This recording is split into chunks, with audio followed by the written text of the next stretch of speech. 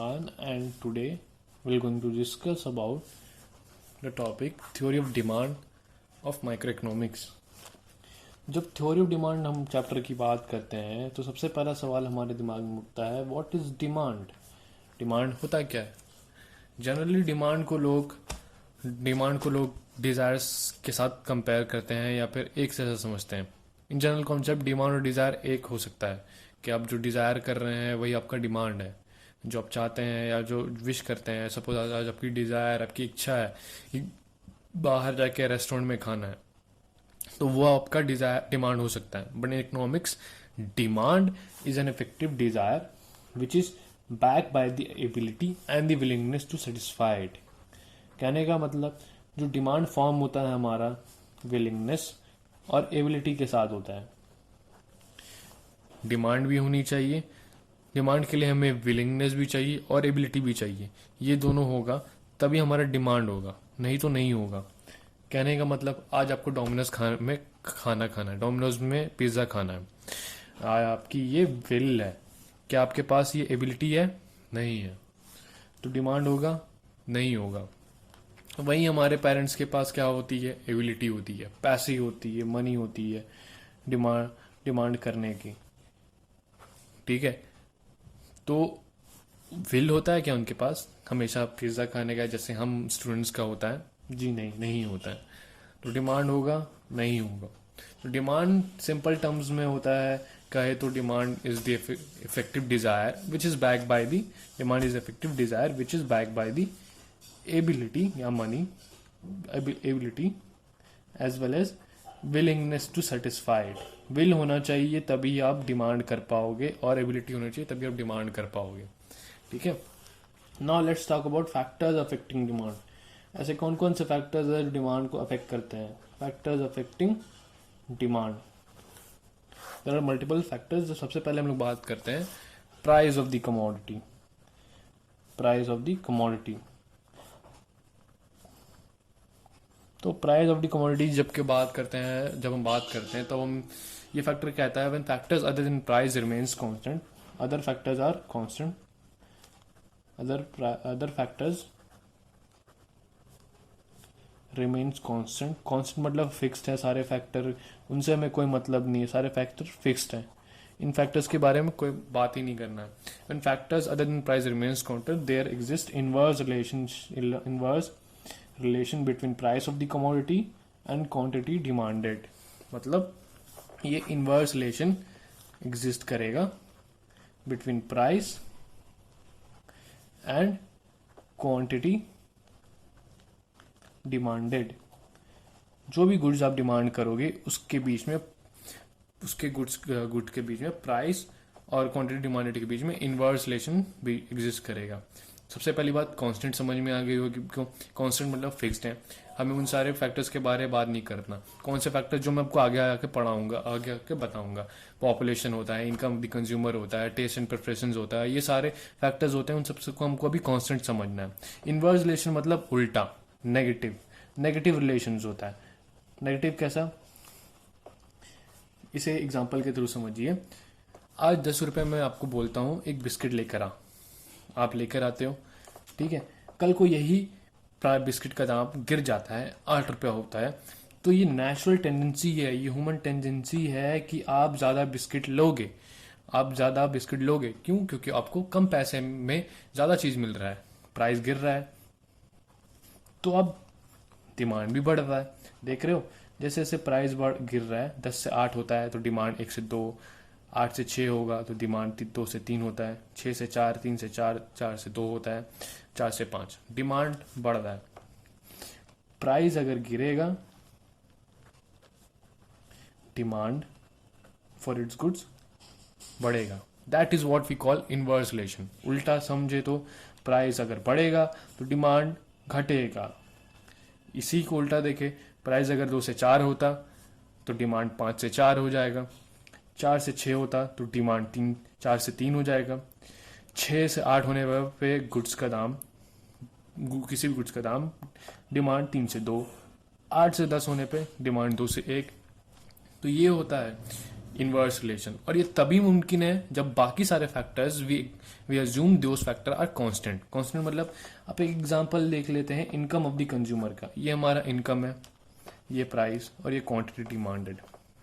ठीक है, अब मैं कहता हूं कि जाओ 20 रुपया में 100 रुपया देता हूं और जाओ 20 रुपये में बिस्किट लेकर आओ। आप कितना ही लेकर आ पाओगे? सिर्फ 5। अब वही 100 रुपया आपके पास अभी भी है और कल को आप जाते हो वापस लेने के लिए बिस्किट और पता चलता है प्राइस घट गया है। क्या हुआ है? प्राइस घट गया है। डिमांड कितना कर पाओगे आप?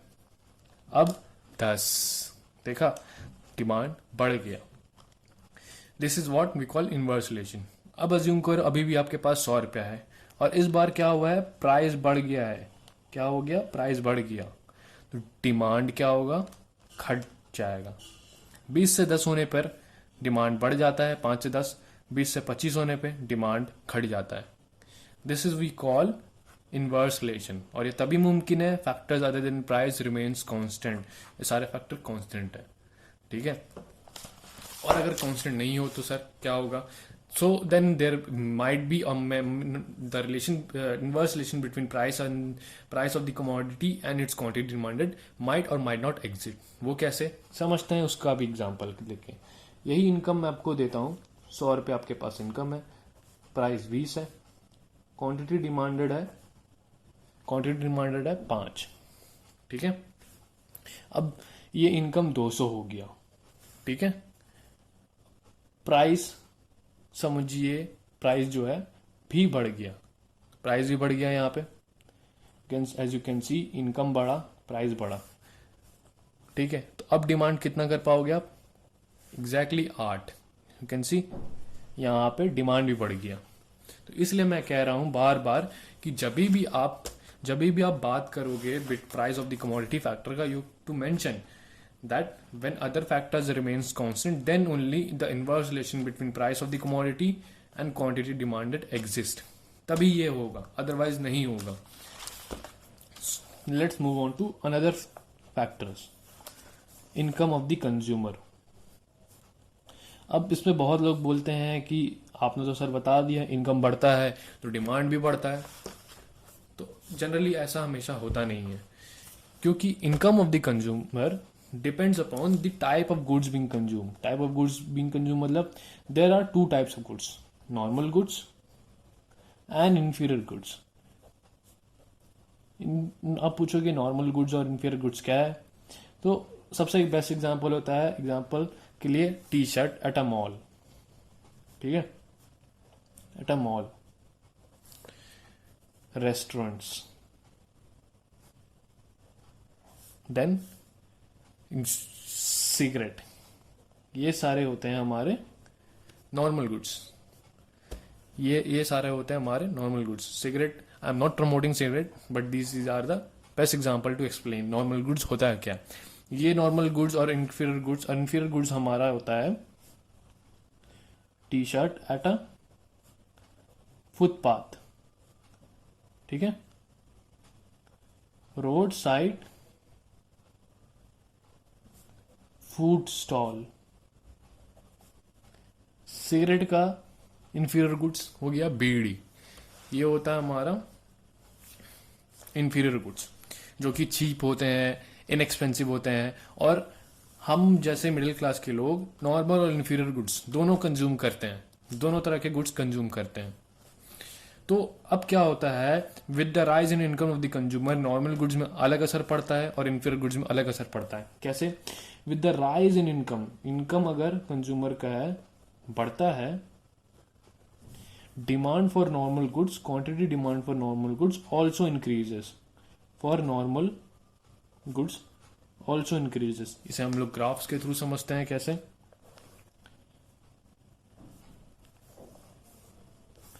YOX, ये हमारा हो गया income, quantity demanded for normal goods. हमेशा याद रखिएगा, आपको हमेशा मेंशन करना है कि कौन से एक्सेस में आप क्या ले रहे हो। ठीक है, 5, 10, 15, 20, 25, 1, 2, 3, 4, 5। मैं एग्जाम्पल के लिए लेता हूं, आप एक स्टूडेंट हो और स्टूडेंट्स, और आपको partly income, part time income या फिर आप पॉकेट मनी कह लो, 5,000 रुपये मिलता है। 5,000 में आप ज़्यादा से ज़्यादा बाहर में कितना खा पाओगे हफ्ते में या फिर महीने में? हफ्ते में एक बार, हफ्ते में एक बार खा पाओगे। ठीक है। अगर वही पार्ट टाइम इनकम कमा के आप इनकम बढ़ जाता है तो आप कितना बार खा पाओगे? 2 बार। अगर 15,000 होता है तो 3 बार। 20,000 होती है तो 4 बार। और 25,000 होती है तो 5 बार। एज यू कैन सी, जैसे जैसे हमारा इनकम बढ़ रहा है वैसे वैसे हमारा डिमांड बढ़ रहा है। 5,000 होने पर आप एक बार खा रहे थे, जैसे जैसे 10 हुआ 2, 15 हुआ 3, 20 हुआ 4, 25 हुआ 5। तो कहने का मतलब है इनकम बढ़ता है तो डिमांड भी बढ़ेगा फॉर नॉर्मल गुड्स। ठीक है, डिमांड भी बढ़ेगा। वर्ड वहीं हम जब इंफीरियर गुड्स की बात करेंगे, whenever income rises demand for inferior goods falls. Demand जो होता है इंफीरियर गुड्स के बीच में फॉल करता है। ठीक है। अब ये क्यों होगा? अब बोलोगे पैसा तो आपके पास बढ़ गया, ज्यादा लेना चाहिए ना। जी नहीं, आज आप सस्ते में खा रहे हो क्योंकि आपको पैसा बचाना है। ठीक है, मैं आप पहले ग्राफ बना देता हूँ फिर समझाता हूँ। 15, 20, 25, ये हमारा इनकम हुआ। ये 1, 2, 3, 4, 5, ये हमारा quantity demanded for inferior goods. Inferior goods. तो अब मैं कह रहा था कि आज आपके पास पैसा कम है, ठीक है, तो आप बाहर में ये नॉन रेस्टोरेंट्स में खा रहे थे, बट वहीं आपके पास यहाँ पे पैसा कम हो रहा था तो आप ज़्यादा बार यहाँ खाओगे ना। क्यों? क्योंकि आपको पैसा बचाना था। ये सस्ता है। इंफीरियर गुड्स क्या होता है? सस्ते होते हैं। पैसा बचाना है इसलिए आप यहाँ पे कम खाते थे और यहाँ पे ज़्यादा। जैसे जैसे पैसा बचेगा आपका वैसे वैसे आप यहाँ कम कर दोगे, आपका लिविंग स्टैंडर्ड बढ़ेगा, सुधरेगा। आप पैसा ज़्यादा कमा रहे हो, आप अपने हेल्थ पे ध्यान दोगे, अपने लिविंग स्टैंडर्ड पे ध्यान दोगे, आप बाहर का नहीं लोगे फूड ना टी शर्ट बाहर फुटपाथ से लोगे, आप मॉल जाओगे, आप अच्छे जगह से जाओगे, अपना लिविंग स्टैंडर्ड सुधारोगे। इनकम जैसे जैसे बढ़ेगा वैसे वैसे ही इनकम बढ़ता है, डिमांड गिरता है इंफीरियर गुड्स के बीच में। इंफीरियर गुड्स का डिमांड बढ़ गिरता है। सो मैं आपको ये डिफरेंशिएशन के लिए भी बता देता हूँ, एग्जाम में पूछता है between what is the difference between normal goods and inferior goods. आप ऐसे ही मीनिंग लिख दोगे, एग्जांपल दे दोगे एंड देन विल एक्सप्लेन कि जो रिलेशन होता है डायरेक्ट रिलेशन होता है, direct relation between the income of the consumer and the demand for normal goods. ठीक है, और यहाँ पे इनवर्स रिलेशन होता है। यहाँ पे अपवर्ड स्लोपिंग कर्व होता है, अपवर्ड स्लोपिंग कर्व, और यहाँ पे डाउनवर्ड स्लोपिंग कर्व। ठीक है, I hope you all are getting. Now next move on to another topic, another factor, price of related goods.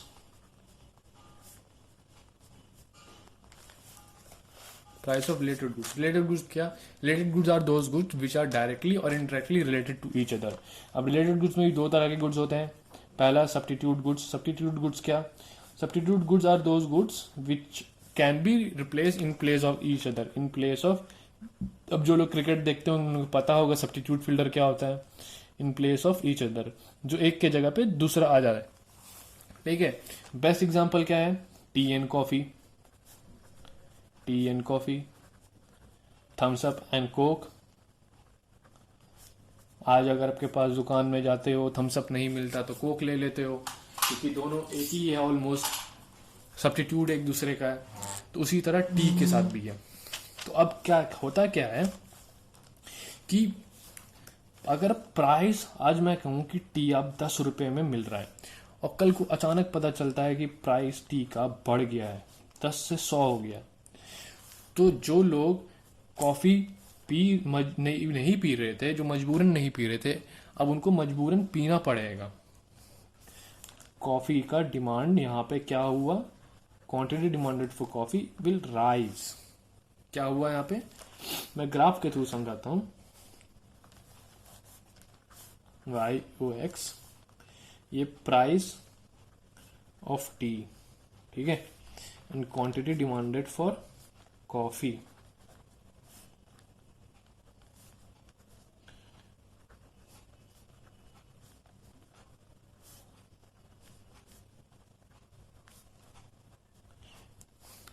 Price come T का normal था, 10 रुपया था, तब आप कम कॉफ़ी पीते थे, ज़्यादा लोग ध्यान नहीं दिया करते थे। लेकिन अब देख रहे हैं प्राइस धीरे धीरे बढ़ रहा है, तो क्या होगा, कंज्यूमर्स जो टी पीते थे वो चुपचाप कॉफ़ी में शिफ्ट हो जाएंगे। या फिर थम्सअप, आप कोक का एग्जांपल ले लो, अगर थम्सअप का प्राइस आज 10 है, कल को 15 होगा, तो लोग बोलेंगे भैया थम्सअप और कोक तो एक ही चीज़ है, कोक दे दो भैया, कोक ज़्यादा सस्ता पड़ रहा है, कभी भी 10 है। तो वैसे ही अगर प्राइस ऑफ टी बढ़ता है तो डिमांड फॉर कॉफी बढ़ेगा। कहने का मतलब कि with the rise in the price of the commodity, जैसे ही कमोडिटी का प्राइस बढ़ता है, price of commodity, demand for it's substitutes also rises. Quantity demand for it's substitutes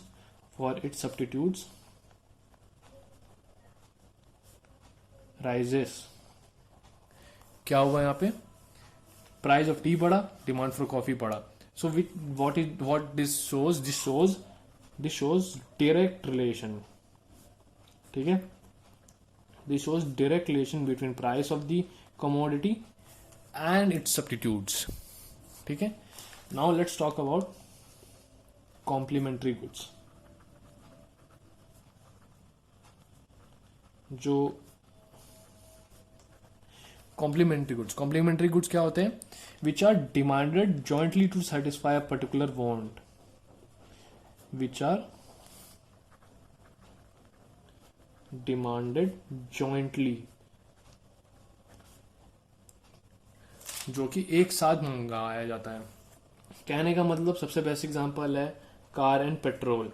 अब ऐसा तो नहीं होता है कि कार ले लेते हो और पेट्रोल नहीं लेते हो, कार भी चाहिए होगा, पेट्रोल भी चाहिए होगा। अगर पेट्रोल ले रहे हो तो बाइक या कार में डालने के लिए ले रहे हो, या फिर वही व्हीकल में डालने के लिए ले रहे हो।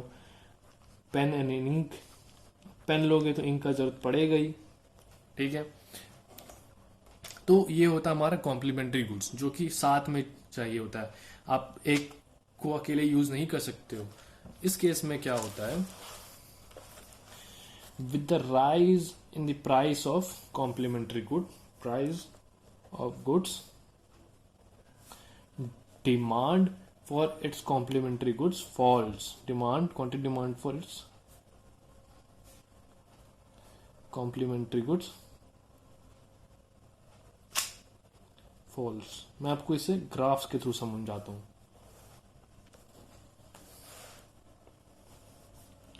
कि एग्जाम्पल के लिए P1, P2, P3, एग्जाम्पल के लिए प्राइस ऑफ पेट्रोल, ठीक है, प्राइस ऑफ पेट्रोल, और ये हमारा D1, D2, D3, demand for car,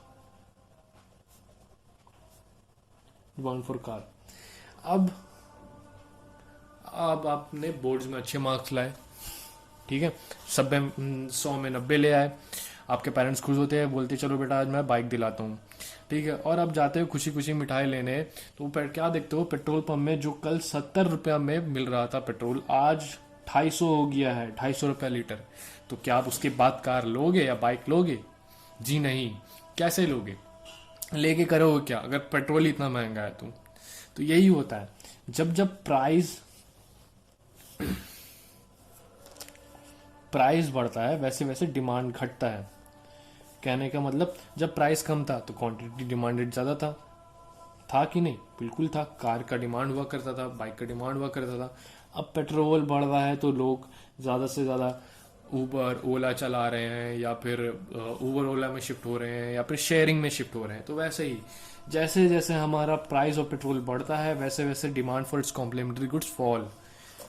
price of commodity, तो इस प्राइस ऑफ कमोडिटी जब भी बढ़ेगा, demand for its complementary good, quantity demanded for its complementary goods falls, which shows, क्या शो करता है ये? जी हाँ, it shows It shows inverse relation between price of the commodity and its complementary good. Price of the commodity and quantity demanded for its goods falls, which shows inverse relation. ये उल्टा relation show करता है. ठीक है. Now let's move on to another factors. चौथा factor आता है हमारा future population, not future population. अब जापान की पॉपुलेशन है 60+ की और इंडिया की है 80 से 35 मिलेनियल्स की. ठीक है. तो जापान में कैसे गुड्स की डिमांड होंगे? मेडिसिन की होगी, फिर मेडिकल रिलेटेड जो भी गुड्स होगी मेडिकल रिलेटेड होगी. ठीक है. तो ऐसे गुड्स की डिमांड होगी. बट वहीं इंडिया में कैसे गुड्स की डिमांड होगी? इंडिया में होगी mobile phone, T shirt, clothing, ऐसे गुड्स की डिमांड होगी जो ज़्यादातर मिलेनियल्स यूज़ करते हैं. मोबाइल स्मार्टफोन्स हो गए, लैपटॉप्स हो गए, इलेक्ट्रॉनिक्स का होगा ज़्यादा से ज़्यादा डिमांड, क्लोथ्स के होंगे, ऐसे गुड्स के होंगे, फास्ट फूड के होंगे डिमांड. ऐसे गुड्स की ज़्यादा डिमांड होंगी जो मिलेनियल्स कंज्यूम करते हैं. So there exist direct relation between the population and demand for its goods. जैसा पॉपुलेशन होगा वैसा ही डिमांड होगा. ठीक है. लास्ट आते हैं हम स्टेट ऑफ द इकोनॉमी. जैसा हमारा इकोनॉमी होगा वैसा ही डिमांड होगा. कहने का मतलब क्या? कुछ लोग कह रहे हैं कि हमारा इकोनॉमी अभी रिसेशन चल रहा है, कुछ लोग कह रहे हैं बूम में है. तो मैं समझा देता हूँ. रिसेशन बूम का मुझे तो आपको सबको पता होगा. रिसेशन का मतलब जब हमारे इकोनॉमी में जॉब की अभी हाल चल रहा है, जब हमारी इकोनॉमी में लोग ज़्यादा खर्चा नहीं करते हैं या फिर ज़्यादा पैसा जॉब्स नहीं होते हैं, ना ही इकोनॉमी में इन्वेस्ट किया जाता है ज़्यादा. और वहीं उल्टा है इसका, जब इकोनॉमी में बहुत ज़्यादा पैसा होता है, लोग डिमांड कर रहे होते हैं, स्पेंड कर रहे होते हैं, तो जब भी इकोनॉमी में बूम होगा डिमांड विल बी राइजिंग. लोग ज़्यादा पैसा खर्चा कर रहे होंगे, ज़्यादा इन्वेस्ट कर रहे होंगे. वही रिसेशन होगा तो डिमांड कम होगा. ठीक है. So this is where I will be ending. Thank you so much.